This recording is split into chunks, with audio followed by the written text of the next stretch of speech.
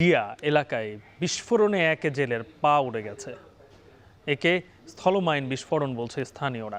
প্রতিবাদে সড়ক অবরোধ করে বিক্ষোভ করছেন তারা। এ নিয়ে আরো বিস্তারিত জানাতে হোয়াইকং সীমান্ত এলাকা থেকে যুক্ত হচ্ছেন মনতোষ বেদজ্ঞ। মনতোষ, জানাবেন যে এই ঘটনা কিভাবে ঘটলো আর এই ব্যক্তির এখন সার্বিক পরিস্থিতি কেমন দেখছেন, আর বিস্ফোরণের ঘটনায় আইন শৃঙ্খলা বাহিনী কি বলছে?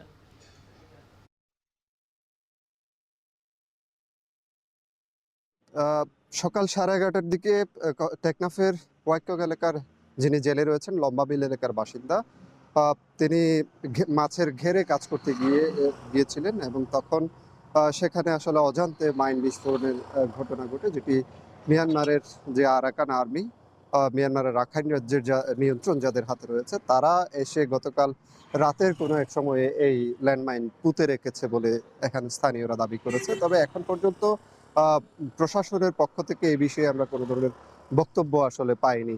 এবং এখন যে পরিস্থিতি, এই ঘটনার পর কিছুক্ষণ আগে বেলা 11:15টার দিকে সেই জেলেকে আহত অবস্থায় উদ্ধার করে নিয়ে আসা হয়েছে। স্থানীয় লোকজন তাকে উদ্ধার করে নিয়ে এসেছে এবং হাসপাতালের উদ্দেশ্যে নিয়ে গেছে। এবং এই সময় আমরা দেখেছি শত শত মানুষ আসলে সীমান্তের যে বেড়িবাঁধ রয়েছে সেই বেড়িবাঁধের এলাকায় অপেক্ষা করছিলেন সেই জেলের জন্য, এবং সেই জেলেকে আত্মীয় স্বজনরা যখন নিয়ে আসে তখন একটি আসলে শোকাবহ পরিবেশ সেখানে তৈরি হয় এবং হাজার হাজার বিক্ষুব্ধ লোকজন আসলে আমরা দেখছি যে এই মুহূর্তে ঠিক আমার পেছনেই যে সড়কটি রয়েছে সেখানে বড় একটি অংশ জুড়ে কিন্তু অবরোধ করে রাখা হয়েছে।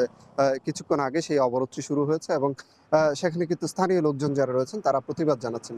এই যে তাদের যে দাবি, তারা যেটি বলছে যে বাংলাদেশের সীমানায় এসে মিয়ানমারের আরাকান আর্মি যে ল্যান্ডমাইন পুঁতে রেখেছে সেটির প্রভাব কিন্তু এখানকার স্থানীয়রা ভুগছে। এবং এই যে গতকালও একজন শিশু আফনান, তিনি গুলিবিদ্ধ হয়েছেন। মিয়ানমারের অভ্যন্তরের যে সংঘাত সংঘর্ষ, এখানকার যারা রোহিঙ্গা গোষ্ঠী রয়েছে, সশস্ত্র গোষ্ঠী, তাদের সাথে যে সংঘাত সংঘর্ষ চলমান রয়েছে সেটি কিন্তু গত কয়েকদিন ধরে সেই সংঘাত সংঘর্ষটি চলমান রয়েছে। এবং গতকাল রাত থেকে আসলে মিয়ানমারের ওপারে কিন্তু ওপার থেকে কোনো গোলাগুলির শব্দ এপারে বেশি আসেনি এবং অনেকটা আতঙ্কমুক্ত রাত কিন্তু গতকাল রাতটা আসলে কাটাতে পেরেছেন এখানকার বাসিন্দারা। তবে এই যে নতুন করে একটা উদ্বেগের বিষয় হয়ে দাঁড়িয়েছে, আজকে স্থলমাইন বিস্ফোরণে একজন গুরুতর আহত হয়েছে, একটি পা উড়ে গিয়েছে, তার যে অবস্থা, এবং গতকাল যে একজন গুলিবিদ্ধ হয়েছে, এই ঘটনাগুলো আসলে এখানকার মানুষের আতঙ্ক আসলে কোনোভাবেই কমাতে পারছে না এবং তারা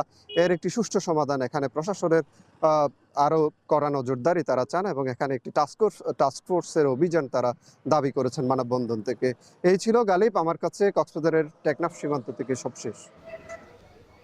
টেকনাফ সীমান্তে এক বাংলাদেশি